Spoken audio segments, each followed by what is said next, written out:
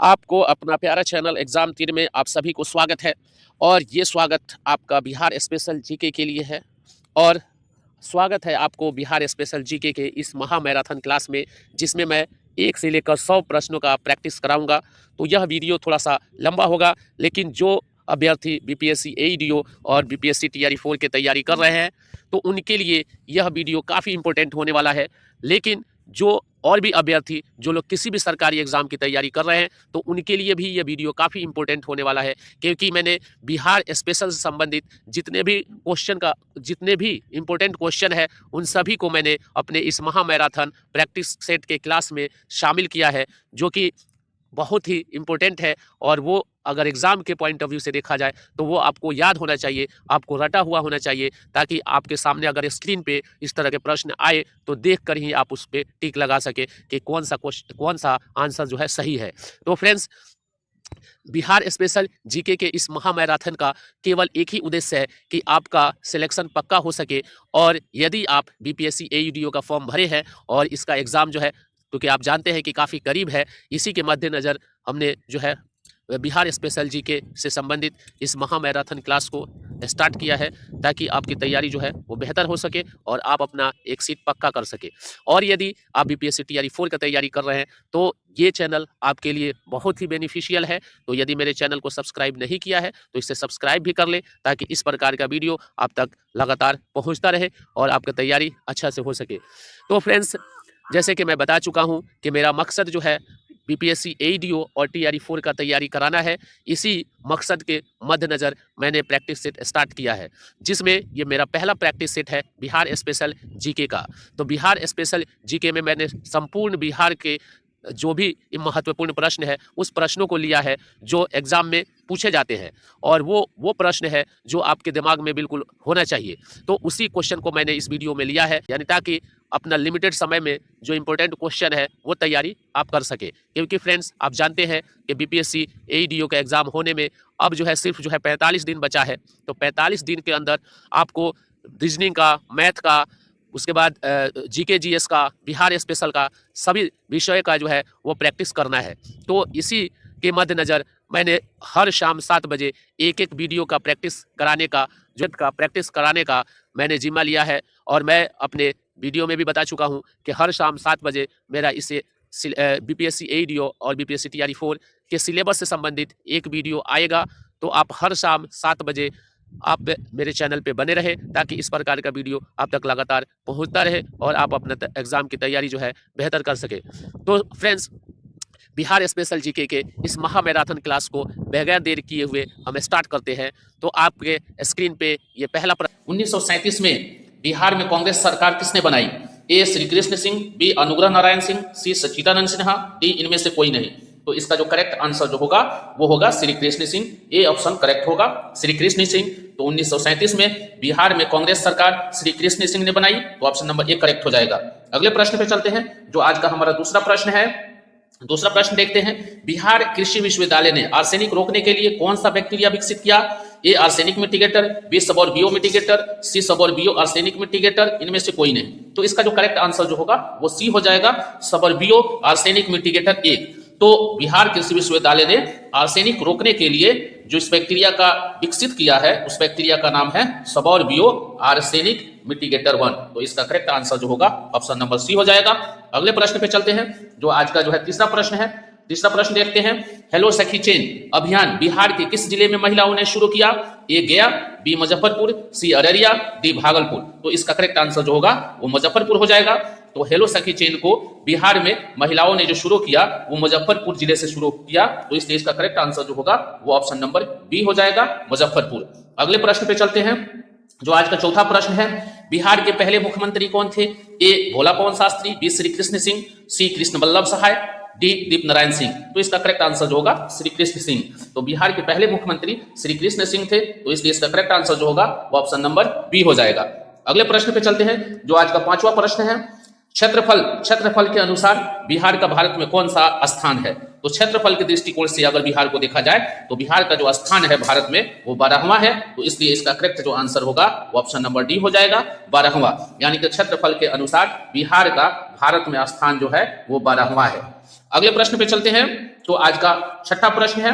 तो छठा प्रश्न देखते हैं, नेपाल से बिहार के कितने जिले सीमा साझा करते हैं? तो फ्रेंड्स, नेपाल से जो बिहार के 7 जिले साझा करते हैं, इसलिए इसका करेक्ट आंसर जो होगा वो डी हो जाएगा, ऑप्शन नंबर डी। तो नेपाल से बिहार के 7 जिले साझा करते हैं। अगले प्रश्न पे चलते हैं, 7वां प्रश्न है, देखते हैं 7वां प्रश्न, बिहार में जीटी रोड का नाम क्या है? तो बिहार में जीटी रोड का नाम है NH2, तो इसलिए इसका करेक्ट आंसर होगा ऑप्शन नंबर सी हो जाएगा, यानी कि NH2 को ही जीटी रोड कहा जाता है, तो इसका करेक्ट आंसर जो होगा वो सी हो जाएगा, ऑप्शन नंबर सी। फ्रेंड्स, मेरे वीडियो को लगातार देखें और इस चैनल को सब्सक्राइब कर ले ताकि इस तरह का वीडियो आपको मिलता रहे। अगले प्रश्न पे चलते हैं, बिहार में नुहानी वंश का उदय किस काल में हुआ? ए सिकंदर लोदी, बी इब्राहिम लोदी, सी बहलोल लोदी और डी इनमें से कोई नहीं। तो इसका करेक्ट आंसर जो होगा वो सिकंदर लोदी हो जाएगा। तो ए ऑप्शन जो है वो करेक्ट होगा, सिकंदर लोदी। तो बिहार में नुहानी वंश का उदय सिकंदर लोदी के काल में हुआ। अगले प्रश्न पे चलते हैं, 9वां प्रश्न, बिहार में 1916 में होम रूल लीग की स्थापना कहां हुई? ए चंपारण, बी मुजफ्फरपुर, सी पटना, डी गया। तो इसका करेक्ट आंसर जो होगा वो पटना हो जाएगा, तो ऑप्शन नंबर सी इसका करेक्ट होगा। तो बिहार में 1916 में जो होम रूल लीग की स्थापना हुई वो पटना में हुई, तो इसलिए इसका करेक्ट आंसर होगा पटना। अगले प्रश्न पे चलते हैं, जो आज का 10वां प्रश्न है, बिहार सोशलिस्ट पार्टी के अध्यक्ष कौन थे? ए रामवृक्ष बेनीपुरी, बी आचार्य नरेंद्र देव और सी कर्पूरी ठाकुर, डी इनमें से कोई नहीं। तो इसका करेक्ट आंसर जो होगा वो ऑप्शन नंबर बी हो जाएगा, आचार्य नरेंद्र देव। तो आचार्य नरेंद्र देव जो थे वो बिहार सोशलिस्ट पार्टी के अध्यक्ष थे। अगले प्रश्न पे चलते हैं, जो आज का 11वां प्रश्न है, वीडियो को अंत तक जरूर देखें ताकि आपको इस तरह का इंफॉर्मेशन मिलता रहे। 1935 में 11वां प्रश्न देखते हैं, 1935 में कांग्रेस के स्वर्ण जयंती पर प्रदेश अध्यक्ष कौन थे? ए श्री कृष्ण सिंह, बी अनुग्रह नारायण सिंह, सी सचिदानंद सिन्हा, डी मोहम्मद यूनुस। तो इसका करेक्ट आंसर जो होगा ऑप्शन नंबर ए हो जाएगा, श्री कृष्ण सिंह। तो 1935 में कांग्रेस के स्वर्ण जयंती पर श्री कृष्ण सिंह प्रदेश अध्यक्ष थे। अगले प्रश्न पे चलते हैं, जो आज का 12वां प्रश्न है, पटना सचिवालय गोलीकांड में शहीद छात्रों की संख्या कितनी थी? तो पटना सचिवालय गोलीकांड में शहीद छात्रों की संख्या 7 थी, तो इसलिए इसका करेक्ट आंसर जो होगा ऑप्शन नंबर बी हो जाएगा, 7। अगले प्रश्न पे चलते हैं, जो आज का 13वां प्रश्न है, कौन से बिहार मुख्यमंत्री विधान परिषद के अध्यक्ष भी रहे? ए केदार पांडे, बी अब्दुल गफूर, सी श्री कृष्ण सिंह, डी भोला पवन शास्त्री। तो इसका करेक्ट आंसर जो होगा अब्दुल गफूर हो जाएगा, तो ऑप्शन नंबर बी इसका करेक्ट होगा, अब्दुल गफूर। तो अब्दुल गफूर बिहार मुख्यमंत्री परिषद के अध्यक्ष रहे। अगले प्रश्न पे चलते हैं, जो आज का 14वां प्रश्न है, बिहार में कुल कितने मंडल है? ए 9, बी 7, सी 5, डी 11। तो इसका करेक्ट आंसर जो होगा 9 हो जाएगा, तो बिहार में कुल 9 मंडल है। अगले प्रश्न पे चलते हैं, 15वां प्रश्न देखते हैं, बिहार की कितनी आबादी के पास रोजगार है? ए आधा, बी 1/3, सी 1/4 और डी 2/3। तो इसका करेक्ट आंसर होगा वो बी हो जाएगा। तो बिहार में 1/3 लोगों के पास रोजगार है, तो इसलिए इसका करेक्ट आंसर जो होगा वो 1/3 हो जाएगा।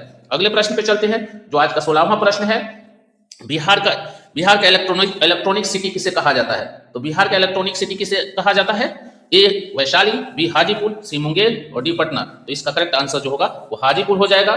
तो बिहार में हाजीपुर को इलेक्ट्रॉनिक सिटी के नाम से जाना जाता है, तो इसलिए इसका करेक्ट आंसर जो होगा वो हाजीपुर हो जाएगा।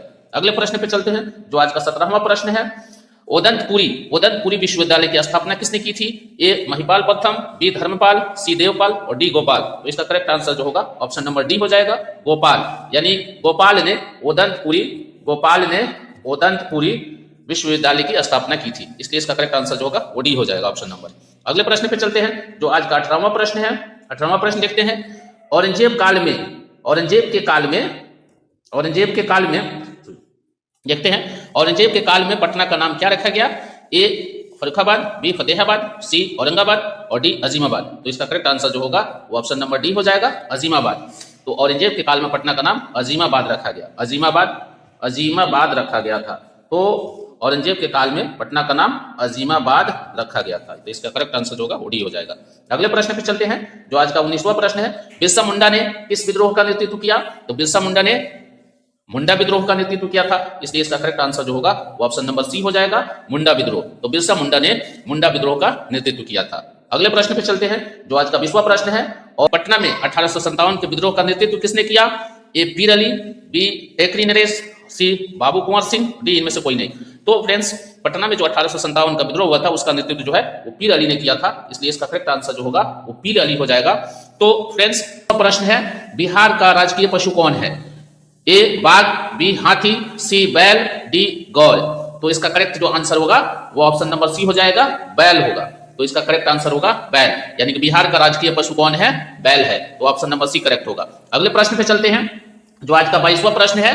तो 22वां प्रश्न देखते हैं, बिहार का राजकीय पक्षी कौन है? ए मोर, बी गौरैया, सी कोयल और डी तोता। तो इसका करेक्ट आंसर जो होगा वो ऑप्शन नंबर बी हो जाएगा, गौरैया। तो बिहार का राजकीय पक्षी है गौरैया। अगले प्रश्न पे चलते हैं, जो आज का 23वां प्रश्न है, बिहार का राजकीय फूल कौन सा है? ए कमल, बी गेंदा, सी गुलाब और डी सूरजमुखी। तो इसका करेक्ट आंसर जो होगा वो कमल हो जाएगा। तो ए ऑप्शन जो है वो करेक्ट होगा। तो बिहार का राजकीय फूल जो है वो कमल है। अगले प्रश्न पे चलते हैं, जो आज का 24वां प्रश्न है, बिहार का गठन किस वर्ष हुआ? ए 1912, बी 1936, सी 1947, डी 1956। तो इसका करेक्ट आंसर जो होगा वो ऑप्शन नंबर ए हो जाएगा, 1912, यानी कि बिहार का गठन जो है 1912 में हुआ। तो इसलिए इसका करेक्ट आंसर जो होगा वो ऑप्शन नंबर ए हो जाएगा, 1912। अगले प्रश्न पे चलते हैं, जो आज का हमारा 25वां प्रश्न है, चंपारण सत्याग्रह का नेतृत्व किसने किया था? तो चंपारण सत्याग्रह का नेतृत्व किसने किया था? तो इसका जो करेक्ट आंसर जो हो जाएगा वो ऑप्शन नंबर सी हो जाएगा, महात्मा गांधी। यानी चंपारण सत्याग्रह का नेतृत्व जो है महात्मा गांधी ने किया था। इसलिए इसका करेक्ट आंसर जो होगा वो ऑप्शन नंबर सी हो जाएगा, महात्मा गांधी। अगले प्रश्न पे चलते हैं, जो आज का 26वां प्रश्न है, बिहार की सबसे लंबी नदी कौन सी है? ए सोन, बी कोसी, सी गंडक, डी गंगा। तो इसका करेक्ट जो आंसर होगा वो ऑप्शन नंबर आपका डी हो जाएगा, यानी कि गंगा। बिहार की सबसे लंबी नदी गंगा है। तो इसलिए इसका करेक्ट आंसर ये डी हो जाएगा, गंगा। अगले प्रश्न पे चलते हैं, जो आज का 27वां प्रश्न है, बिहार में पंचायती राज की शुरुआत किस वर्ष हुई? ए 1947, बी 1959, सी 1962 और डी 1975। तो इसका जो करेक्ट आंसर होगा वो 1959 हो जाएगा। तो इसलिए ऑप्शन नंबर बी जो है वो करेक्ट होगा, 1959, यानी कि बिहार में पंचायती राज की शुरुआत 1959 ईस्वी में हुई। अगले प्रश्न पे चलते हैं, जो आज का 28वां प्रश्न है, नालंदा विश्वविद्यालय की स्थापना किसने की थी? तो नालंदा विश्वविद्यालय की स्थापना किसने की थी? तो इसका ऑप्शन हो जाएगा कुमार गुप्त, यानी कि नालंदा विश्वविद्यालय की स्थापना कुमार गुप्त ने की थी। तो इसका करेक्ट जो आंसर होगा वो ऑप्शन नंबर सी हो जाएगा, कुमार गुप्त। तो नालंदा विश्वविद्यालय की स्थापना कुमार गुप्त ने की थी। अगले प्रश्न पे चलते हैं, जो आज का 29वां प्रश्न है, बिहार का प्रसिद्ध लोक नृत्य कौन सा है? तो बिहार का प्रसिद्ध जो लोक नृत्य है तो इसका आंसर हो जाएगा विदेशिया, यानी कि ऑप्शन नंबर सी जो है वो करेक्ट होगा। तो बिहार का प्रसिद्ध जो है लोक नृत्य जो है वो विदेशिया है। तो इसका करेक्ट आंसर सी हो जाएगा। अगले प्रश्न पे चलते हैं, जो आज का 30वां प्रश्न है, बिहार की सीमा कितने राज्यों से लगती है? ए 3, बी 4, सी 5 और डी 6। तो इसका जो करेक्ट आंसर जो होगा वो ऑप्शन नंबर बी हो जाएगा, यानी कि बिहार की सीमा 4 राज्यों से लगती है। तो इसका करेक्ट आंसर जो होगा वो बी हो जाएगा, 4 हो जाएगा। अगले प्रश्न पे चलते हैं, जो आज का हमारा 31वां प्रश्न है, बिहार का सबसे बड़ा जिला क्षेत्रफल के दृष्टि से कौन सा है? तो क्षेत्रफल के दृष्टि से बिहार का सबसे बड़ा जिला जो है वो पश्चिमी चंपारण है। तो वेस्ट चंपारण हो जाएगा, यानी पश्चिमी चंपारण इसका करेक्ट आंसर होगा। तो बिहार का सबसे बड़ा जिला क्षेत्रफल के दृष्टिकोण से पश्चिमी चंपारण है। तो इसलिए इसका करेक्ट आंसर जो होगा वो ऑप्शन नंबर बी हो जाएगा, पश्चिमी चंपारण। अगले प्रश्न पे चलते हैं, जो आज का 32वां प्रश्न है। इस प्रश्न को देखने से पहले प्लीज मेरे चैनल को सब्सक्राइब जरूर कर ले, ताकि इस प्रकार का वीडियो आप तक पहुंचता रहे। और यदि आप किसी भी कंपटीशन की तैयारी करना चाहते हैं या किसी भी सरकारी एग्जाम की तैयारी कर रहे हैं तो मेरा चैनल आपके लिए बहुत ही अच्छा प्लेटफॉर्म है। तो इस पे लगातार बने रहे, ताकि इस तरह के वीडियो आपको मिलता रहे और आपकी तैयारी अच्छा से हो सके। तो आज का 32वां प्रश्न देखते हैं, बोध गया किस नदी के किनारे स्थित है? तो ए गंगा, बी फल्गु, सी सोन और डी गंडक। तो इसका जो करेक्ट आंसर जो होगा वो ऑप्शन नंबर बी हो जाएगा, फल्गु, यानी कि बोध गया फल्गु नदी के किनारे स्थित है। इसलिए इसका करेक्ट आंसर बी हो जाएगा। अगले प्रश्न पे चलते हैं, जो आज का 33वां प्रश्न है, बिहार की राजभाषा क्या है? तो बिहार की राजभाषा जो है वो हिंदी है। तो इसलिए इसका करेक्ट आंसर जो होगा वो ऑप्शन नंबर सी हो जाएगा, हिंदी। तो बिहार की राजभाषा हिंदी है। तो इसलिए इसका करेक्ट आंसर सी होगा। अगले प्रश्न पे चलते हैं, जो आज का 34वां प्रश्न है, बिहार का सबसे पुराना समाचार पत्र कौन सा है? ए प्रभात खबर, बी हिंदुस्तान, सी बिहार बंधु, डी दैनिक जागरण। तो इसका करेक्ट आंसर जो होगा वो बिहार बंधु होगा, यानी कि बिहार का सबसे पुराना समाचार पत्र बिहार बंधु है। तो इसका करेक्ट आंसर जो होगा वो ऑप्शन नंबर सी हो जाएगा। अगले प्रश्न पे चलते हैं, जो आज का 35वां प्रश्न है, सोन नदी किस नदी की सहायक है? ए गंडक, बी गंगा, सी कोसी, डी जमुना। तो इसका करेक्ट आंसर जो होगा वो गंगा होगा, यानी कि सोन नदी गंगा नदी के सहायक नदी है। इसलिए इसका करेक्ट आंसर जो होगा वो गंगा हो जाएगा, गंगा। अगले प्रश्न पे चलते हैं, जो आज का 36वां प्रश्न है, बिहार की पहली महिला मुख्यमंत्री कौन थी? ए राबड़ी देवी, बी मीरा कुमार, सी इंदिरा गांधी और डी उषा सिन्हा। तो इसका करेक्ट आंसर जो होगा वो ऑप्शन नंबर ए हो जाएगा, यानी कि राबड़ी देवी। बिहार की पहली महिला मुख्यमंत्री राबड़ी देवी थी, तो इसलिए correct answer option number A होगा। अगले प्रश्न पे चलते हैं, जो आज का 37वां प्रश्न है। राजगीर किस पहाड़ी क्षेत्र में स्थित है? ए अरावली, बी बिंद, सी राजमहल और डी गिरी। तो इसका करेक्ट आंसर जो होगा वो राजमहल हो जाएगा, यानी कि राजगीर जो है वो राजमहल पहाड़ी क्षेत्र में स्थित है, इसलिए इसका करेक्ट आंसर जो होगा वो ऑप्शन नंबर सी होगा, राजमहल।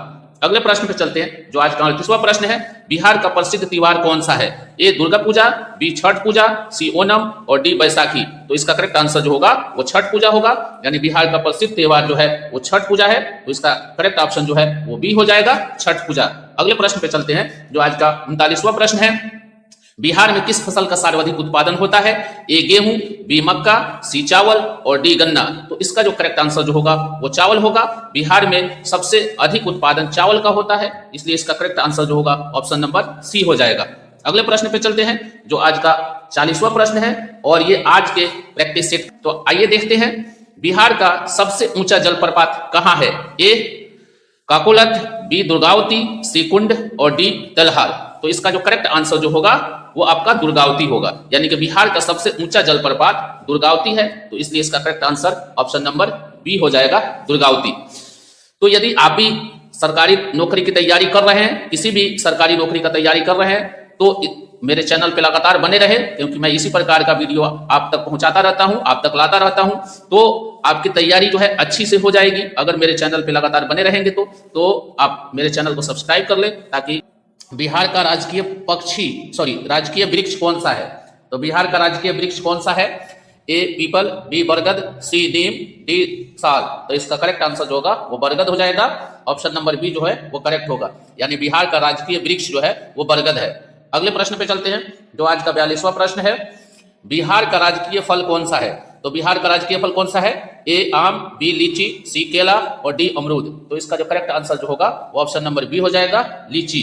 तो बिहार का राजकीय फल लीची है। अगले प्रश्न पे चलते हैं, जो आज का 43वां प्रश्न है। बिहार का सबसे बड़ा शहर जनसंख्या की दृष्टि से कौन सा है?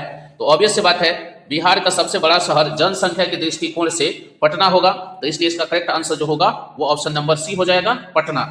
अगले प्रश्न पे चलते हैं, जो आज का 44वां प्रश्न है।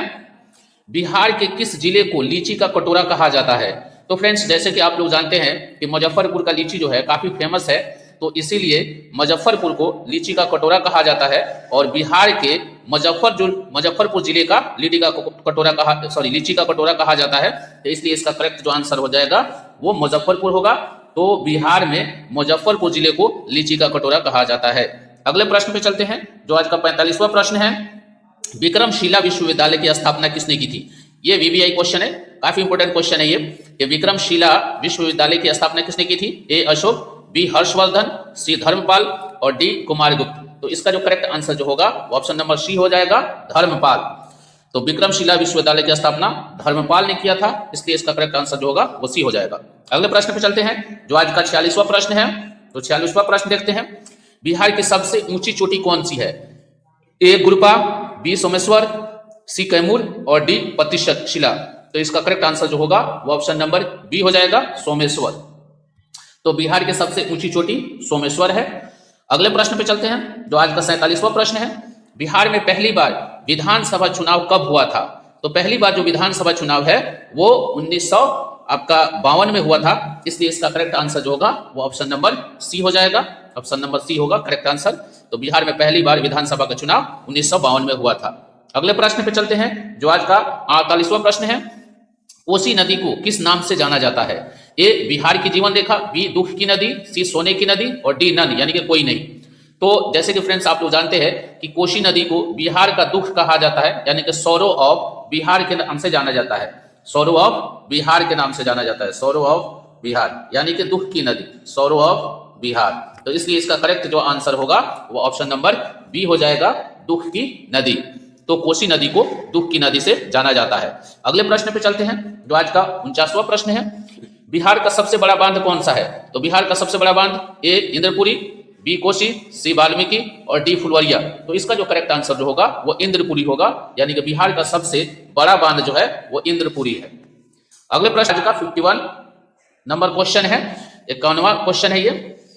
इस क्वेश्चन को देखने से पहले प्लीज मेरे चैनल को सब्सक्राइब कर लें ताकि इस प्रकार के वीडियो आप तक मिलता रहे। और आप किसी भी यदि कंपटीशन की तैयारी कर रहे हैं तो आपके लिए ये बेहद इंपॉर्टेंट चैनल है और यह वीडियो भी आपके लिए बहुत इंपॉर्टेंट है, तो वीडियो को बिल्कुल स्किप न करें, इसको अंत तक देखें।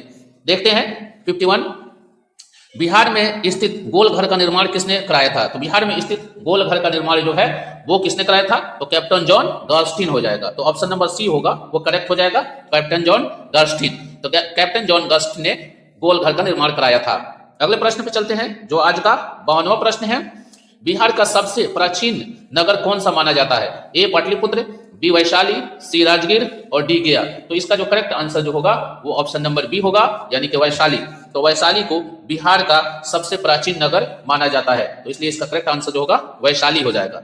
अगले प्रश्न पे चलते हैं, बक्सर का युद्ध किस वर्ष हुआ था? तो बक्सर का युद्ध फ्रेंड्स जैसे जानते हैं आप लोग, बक्सर का युद्ध जो है 1764 में हुआ था, तो इसलिए इसका करेक्ट आंसर जो होगा वो ऑप्शन नंबर सी हो जाएगा। तो बक्सर का युद्ध जो है वो 1764 में हुआ था, तो ये ऑप्शन नंबर सी जो है वो सही होगा। अगले प्रश्न पे चलते हैं जो आज का 54वां प्रश्न है। बिहार में कुल कितने लोकसभा क्षेत्र है? तो बिहार में कितने लोकसभा क्षेत्र है? ए 38, बी 39 और सी 40, डी 42। तो इसका करेक्ट आंसर जो होगा वो सी हो जाएगा, यानी कि 40 होगा। तो बिहार में कुल लोकसभा के क्षेत्र की संख्या 40 है। अगले प्रश्न पे चलते हैं जो आज का 55वां प्रश्न है 55, बिहार में प्रथम विश्वविद्यालय कौन सा था? ए पटना विश्वविद्यालय, बी नालंदा विश्वविद्यालय, सी मगध विश्वविद्यालय और डी BRA बिहार विश्वविद्यालय। तो इसका करेक्ट आंसर जो होगा वो पटना विश्वविद्यालय हो जाएगा। तो ऑप्शन नंबर ए जो है वो करेक्ट होगा, पटना विश्वविद्यालय। अगले प्रश्न पे चलते हैं जो आज का 56वां प्रश्न है 56, बिहार का सबसे छोटा जिला कौन सा है? ए शिवहर और बी अरवल, सी जहानाबाद और डी लखीसराय। तो इसका करेक्ट आंसर जो होगा वो शिवहर हो जाएगा। तो बिहार का सबसे जो छोटा जिला जो है वो शिवहर है, तो इसका ऑप्शन नंबर ए जो है वो करेक्ट हो जाएगा, शिवहर। अगले प्रश्न पे चलते हैं जो आज का 57वां प्रश्न है 57, बिहार में सबसे अधिक बोली जाने वाली क्षेत्रीय भाषा कौन सी है? तो ऑब्वियस सी बात है, बिहार में सबसे अधिक बोली जाने वाली क्षेत्रीय भाषा भोजपुरी है, तो इसलिए इसका करेक्ट आंसर जो होगा वो बी हो जाएगा, यानी कि बिहार में सबसे ज्यादा बोली जाने वाली भाषा भोजपुरी है। अगले प्रश्न पे चलते हैं जो आज का 58वां प्रश्न है, बिहार का प्रसिद्ध हस्तशिल्प कौन सा है? तो ये बहुत इंपॉर्टेंट क्वेश्चन है। तो बिहार का सबसे प्रसिद्ध जो है हस्तशिल्प जो है वो कौन सा है? मधुबनी पेंटिंग, वारली पेंटिंग, कलमकारी, फल चित्रकला। तो इसका करेक्ट आंसर जो होगा मधुबनी पेंटिंग। तो मधुबनी पेंटिंग जो है बिहार का प्रसिद्ध हस्तशिल्प है, इसे GI टैग भी मिला हुआ है, तो इसलिए इसका करेक्ट आंसर जो होगा वो मधुबनी पेंटिंग होगा। अगले प्रश्न पे, बिहार का सबसे बड़ा वन क्षेत्र किस जिले में है? तो फ्रेंड्स बिहार का सबसे बड़ा वन क्षेत्र जो है वो चंपारण है, क्योंकि यहीं पे जो है ये वाल्मीकि नगर जो है वो वाल्मीकि नगर वन है, ठीक है। तो यहाँ पे सबसे बड़ा जो है ये वन क्षेत्र है, तो इसका करेक्ट आंसर जो होगा वो ऑप्शन नंबर सी हो जाएगा, पश्चिमी चंपारण। तो बिहार का सबसे बड़ा वन क्षेत्र पश्चिमी चंपारण है।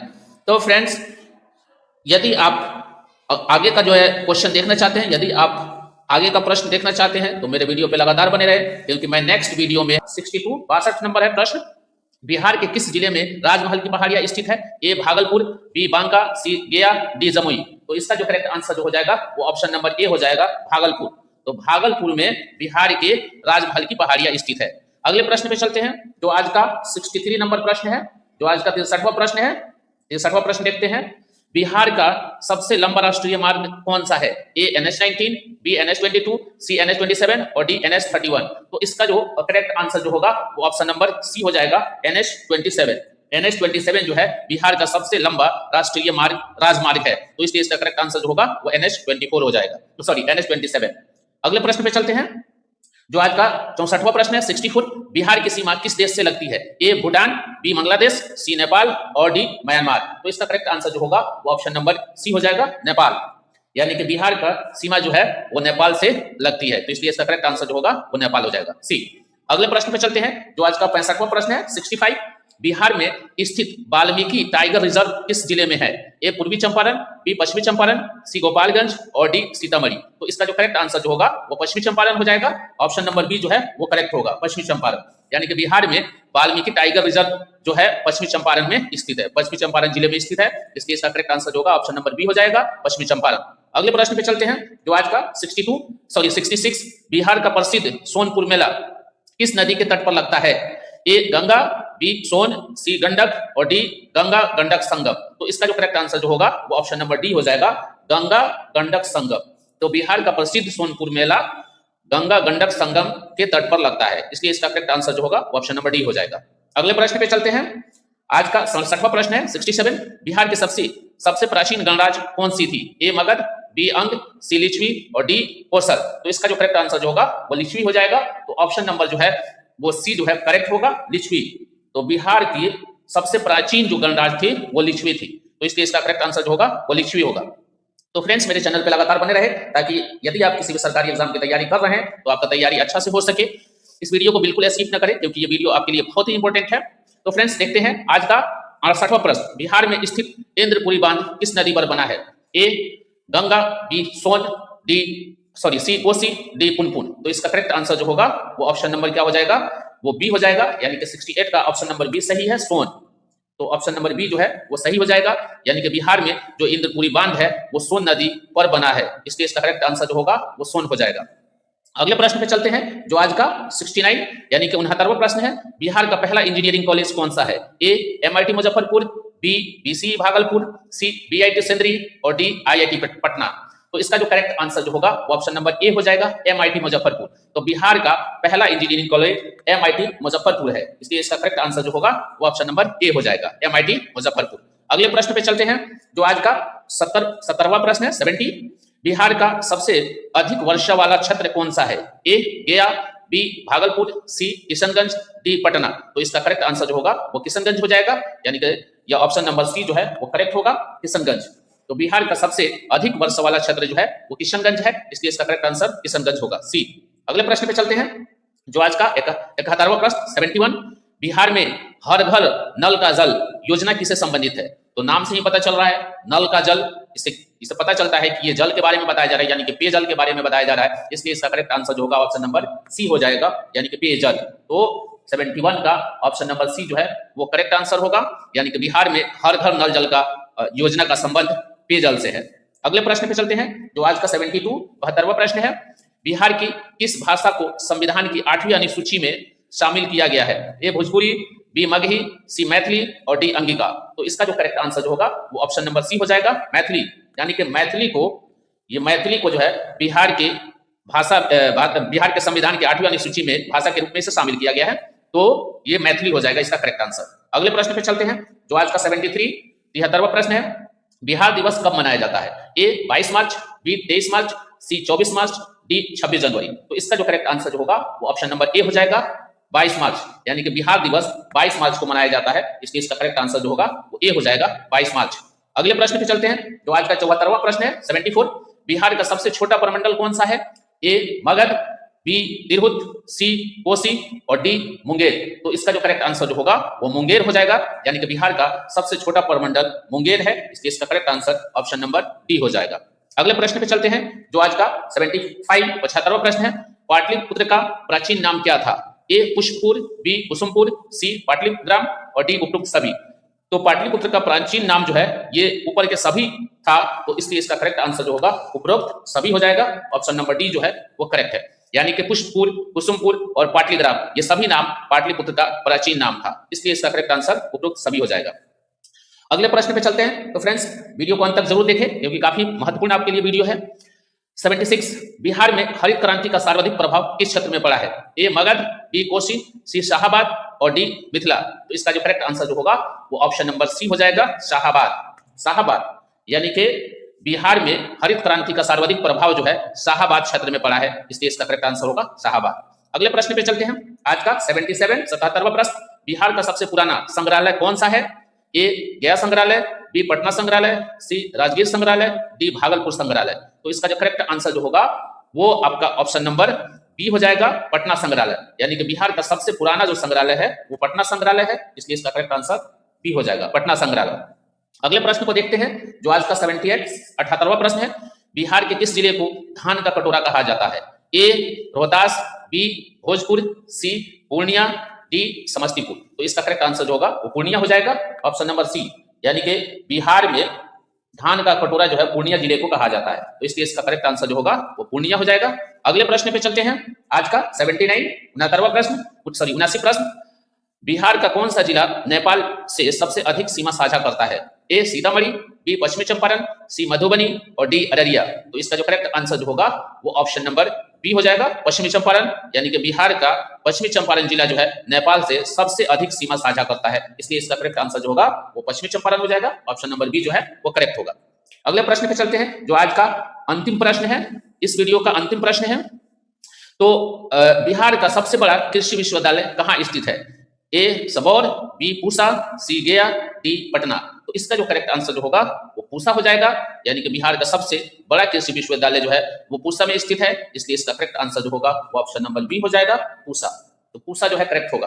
तो 81 नंबर प्रश्न है, जिसका नाम है बौद्ध धर्म का प्रथम संगीति कहाँ हुआ था? तो बौद्ध धर्म का प्रथम संगीति कहाँ हुआ था? ए बोध गया, बी राजगीर, सी वैशाली और डी नवादा। तो इसका करेक्ट आंसर जो होगा वो राजगीर हो जाएगा। यानी कि बौद्ध धर्म का प्रथम जो संगीति हुआ था वो राजगीर में हुआ था, तो इसलिए इसका करेक्ट ऑप्शन जो होगा वो राजगीर हो जाएगा। अगले प्रश्न पे चलते हैं, जो आज का 82 नंबर प्रश्न है। बिहार में सबसे अधिक जनसंख्या घनत्व वाला जिला कौन सा है? ए पटना, बी सिवान, सी मुजफ्फरपुर, डी वैशाली। तो इसका करेक्ट आंसर जो होगा वो सिवान हो जाएगा। यानी कि बिहार में सबसे अधिक जनसंख्या घनत्व वाला जिला जो है वो सिवान है, तो इसलिए इसका करेक्ट आंसर वो ऑप्शन नंबर बी हो जाएगा, सिवान। अगले प्रश्न पे चलते हैं, जो आज का 83 नंबर प्रश्न है। बिहार का कौन सा जिला सबसे पहले बना था? ए पटना, बी गया, सी मुंगेर और डी भागलपुर। तो इसका जो करेक्ट आंसर होगा वो मुंगेर हो जाएगा। यानी कि बिहार का सबसे जो पहला जिला था वो मुंगेर था, इसलिए इसका करेक्ट आंसर जो है वो मुंगेर हो जाएगा। ऑप्शन नंबर सी जो है वो करेक्ट होगा। अगले प्रश्न पे चलते हैं, जो आज का 84 नंबर प्रश्न है। बिहार की सबसे पुरानी नगर पालिका कौन सी है? ए पटना, बी गया, सी भागलपुर, डी मुजफ्फरपुर। तो इसका जो करेक्ट आंसर जो होगा वो भागलपुर हो जाएगा। बिहार की जो सबसे पुरानी नगर पालिका है वो भागलपुर है, इसलिए इसका करेक्ट आंसर जो है वो भागलपुर हो जाएगा। अगले प्रश्न पे चलते हैं, जो आज का 85 नंबर प्रश्न है। बिहार में किस वर्ष पृथक झारखंड राज्य बना? यानी कि बिहार से किस वर्ष जो है झारखंड अलग हुआ? ए 1998, बी 1999, सी 2000 और डी 2001। तो इसका जो करेक्ट आंसर जो होगा वो ऑप्शन नंबर सी हो जाएगा, यानी कि 2000। तो 2000 में ये झारखंड राज्य जो है बिहार से अलग हुआ और एक पृथक राज्य बन गया, तो इसलिए इसका करेक्ट आंसर जो होगा वो ऑप्शन नंबर सी होगा, 2000। अगले प्रश्न पे चलते हैं, जो आज का 86 नंबर प्रश्न है। बिहार का कौन सा मेला अंतरराष्ट्रीय स्तर पर प्रसिद्ध है? ए सीतामढ़ी मेला, बी राजगीर मेला, सी सोनपुर मेला, डी श्रावणी मेला। तो इसका जो करेक्ट आंसर जो होगा वो सी हो जाएगा, सोनपुर मेला। यानी कि बिहार में अंतरराष्ट्रीय स्तर पर जो मेला प्रसिद्ध है उसका नाम है सोनपुर मेला, तो इसका जो करेक्ट आंसर जो होगा वो ऑप्शन नंबर सी हो जाएगा, सोनपुर मेला। अगले प्रश्न पे चलते हैं, जो आज का 87 नंबर प्रश्न है। बिहार में जल जीवन हरियाली अभियान किससे संबंधित है? ए रोजगार, बी पर्यावरण संरक्षण, सी शिक्षा और डी स्वास्थ्य। तो इसका करेक्ट आंसर जो होगा वो पर्यावरण संरक्षण हो जाएगा। यानी कि बिहार में जल जीवन हरियाली अभियान पर्यावरण संरक्षण से है, इसलिए इसका करेक्ट आंसर जो होगा वो ऑप्शन नंबर बी हो जाएगा, पर्यावरण संरक्षण। अगले प्रश्न पे चलते हैं, जो आज का 88 नंबर प्रश्न है। बिहार का सबसे बड़ा रेलवे जंक्शन कौन सा है? ए गया, बी पटना जंक्शन, सी मुजफ्फरपुर और डी पंडित दीनदयाल उपाध्याय जंक्शन। तो इसका जो करेक्ट आंसर जो होगा वो ऑप्शन नंबर बी हो जाएगा। यानी कि बिहार का जो सबसे बड़ा रेलवे जंक्शन है वो पटना जंक्शन है, तो इसलिए इसका करेक्ट आंसर जो होगा वो पटना जंक्शन हो जाएगा। ऑप्शन नंबर बी जो है वो करेक्ट होगा। अगले प्रश्न पे चलते हैं, जो आज का 89 नंबर प्रश्न है, 89 नंबर प्रश्न है। बिहार का प्रसिद्ध श्रावणी मेला किस स्थान पर लगता है? ए गया, बी राजगीर, सी सुल्तानगंज देवघर और डी वैशाली। तो इसका जो करेक्ट आंसर जो होगा वो ऑप्शन नंबर सी हो जाएगा, सुल्तानगंज देवघर। यानी कि बिहार का प्रसिद्ध श्रावणी मेला जो है सुल्तानगंज देवघर स्थान पर लगता है, इसलिए इसका करेक्ट आंसर जो होगा वो ऑप्शन नंबर सी हो जाएगा। अगले प्रश्न पे चलते हैं, जो आज का 90 नंबर प्रश्न है। बिहार में मगध साम्राज्य की स्थापना किसने की थी? ए बिंबिसार, बी जरासंध, सी अजातशत्रु और डी महापद नंद। तो इसका जो करेक्ट आंसर जो होगा वो जरासंध हो जाएगा। बिहार में मगध राज्य की स्थापना जो है जरासंध ने की थी, इसलिए इसका करेक्ट आंसर जो होगा वो ऑप्शन नंबर बी हो जाएगा। यानी कि बिहार में मगध राज्य की स्थापना जरासंध ने की। अगले प्रश्न पे चलते हैं, जो आज का 91 नंबर प्रश्न है। बिहार का पहला मेडिकल कॉलेज कौन सा है? A PMCH Patna, B NMCH Patna, D DMCH Darbhanga और डी एमजीएम जमशेदपुर। तो इसका करेक्ट आंसर जो होगा वो ऑप्शन नंबर ए हो जाएगा। यानी कि ये जो है पीएमसीएच पटना जो है बिहार का पहला मेडिकल कॉलेज है, तो इसलिए इसका करेक्ट आंसर होगा पीएमसीएच पटना। अगले प्रश्न पे चलते हैं, जो आज का 92 नंबर प्रश्न है। बिहार में कुल कितने नगर निगम हैं? A 11, B 12, C 13, D 14। तो इसका करेक्ट आंसर जो होगा वो ऑप्शन नंबर सी हो जाएगा, 13 होगा। यानी कि बिहार में कुल 13 नगर निगम है। तो इसका करेक्ट आंसर सी हो जाएगा। अगले प्रश्न पे चलते हैं जो आज का 93 नंबर प्रश्न है। बिहार का कौन सा जिला रेशम उद्योग के लिए प्रसिद्ध है? ए भागलपुर, बी गया, सी दरभंगा और डी मधुबनी। तो इसका करेक्ट आंसर जो होगा वो भागलपुर हो जाएगा। यानी कि भागलपुर जो है रेशम उद्योग के लिए प्रसिद्ध है, इसलिए इसका करेक्ट आंसर जो है वो ऑप्शन नंबर ए होगा, भागलपुर। अगले प्रश्न पे चलते हैं जो आज का 94 नंबर प्रश्न है। बिहार की पहली महिला आईएएस अधिकारी कौन थी? तो बिहार की पहली महिला आईएएस अधिकारी कौन थी? ए उषा सिन्हा, बी गीता गोपीनाथ, सी मंजुला प्रसाद, डी मीरा कुमार। तो इसका करेक्ट आंसर जो होगा वो उषा सिन्हा हो जाएगा। ऑप्शन नंबर ए जो है वो करेक्ट होगा, उषा सिन्हा। यानी कि बिहार की पहली महिला आईएएस अधिकारी उषा सिन्हा थी। अगले प्रश्न पे चलते हैं जो आज का 95 नंबर प्रश्न है। बिहार में स्थित काकोलत जलप्रपात किस जिले में है? ए गया, बी नवादा, सी रोहतास, डी जमुई। तो इसका जो करेक्ट आंसर जो होगा वो ऑप्शन नंबर बी हो जाएगा। यानी कि ये काकोलत जलप्रपात जो है नवादा में स्थित है, इसलिए इसका correct answer option number B हो जाएगा। अगले प्रश्न पे चलते हैं जो आज का 96 नंबर प्रश्न है। बिहार का कौन सा जिला मिथिला पेंटिंग के लिए प्रसिद्ध है? ए मधुबनी, बी दरभंगा, सी सीतामढ़ी और डी सभी। तो इसका जो करेक्ट आंसर जो होगा वो सभी हो जाएगा, क्योंकि फ्रेंड्स आपको पता है कि मधुबनी में भी मिथिला पेंटिंग फेमस है, दरभंगा में भी और सीतामढ़ी में भी। इसलिए इन तीनों जिला में मिथिला पेंटिंग जो है वो प्रसिद्ध है, इसलिए इसका करेक्ट आंसर जो होगा वो सभी हो जाएगा। ऑप्शन नंबर डी जो है वो करेक्ट आंसर होगा। तो ऑप्शन नंबर इसमें डी जो है वो करेक्ट होगा, यानी कि सभी। अगले प्रश्न पे चलते हैं जो आज का 97 नंबर प्रश्न है। बिहार का प्रथम महिला विश्वविद्यालय कौन सा है? ए मगध महिला कॉलेज, बी पटना महिला विश्वविद्यालय, सी मिथिला महिला विश्वविद्यालय और डी नालंदा महिला विश्वविद्यालय। तो इसका करेक्ट आंसर जो होगा वो ऑप्शन नंबर बी हो जाएगा, यानी कि पटना महिला विश्वविद्यालय। तो पटना महिला विश्वविद्यालय बिहार का प्रथम महिला विश्वविद्यालय है। अगले प्रश्न पे चलते हैं जो आज का 98 नंबर प्रश्न है। बिहार का कौन सा जिला सबसे अधिक बाढ़ प्रभावित रहता है? तो सबसे अधिक बाढ़ प्रभावित रहने वाला जो जिला है वो सुपौल है, तो इसलिए इसका करेक्ट आंसर जो होगा वो ऑप्शन नंबर डी हो जाएगा, सुपौल। अगले प्रश्न पे चलते हैं जो आज का 99 नंबर प्रश्न है। बिहार का राज्य पशुपालन विश्वविद्यालय कहाँ स्थित है? ए पटना, बी समस्तीपुर, सी गया और डी पूर्णिया। तो इसका करेक्ट आंसर जो होगा वो समस्तीपुर हो जाएगा, यानी कि बिहार का राज्य पशुपालन विश्वविद्यालय समस्तीपुर में स्थित है, इसलिए ऑप्शन नंबर बी जो है वो करेक्ट होगा, समस्तीपुर। अगले प्रश्न पे चलते हैं जो आज का 100वां प्रश्न है। बिहार में ऑपरेशन हरियाली किससे संबंधित है? ए सब्जी उत्पादन, बी वन संरक्षण, सी दुग्ध उत्पादन, डी जल संरक्षण। तो इसका जो करेक्ट आंसर जो होगा वो ऑप्शन नंबर ए हो जाएगा, ये सब्जी उत्पादन। यानी कि बिहार में ऑपरेशन हरियाली जो है वो सब्जी उत्पादन से संबंधित है, इसलिए इसका करेक्ट आंसर जो होगा वो ऑप्शन नंबर ए हो जाएगा। तो फ्रेंड्स आज के वीडियो में बस इतना ही। यदि आप किसी भी सरकारी एग्जाम की तैयारी कर रहे हैं तो मेरे चैनल पे लगातार बने रहें, ताकि इस प्रकार के वीडियो आप तक पहुंचता रहे। और चैनल को सब्सक्राइब नहीं किया तो इसे सब्सक्राइब भी कर ले। और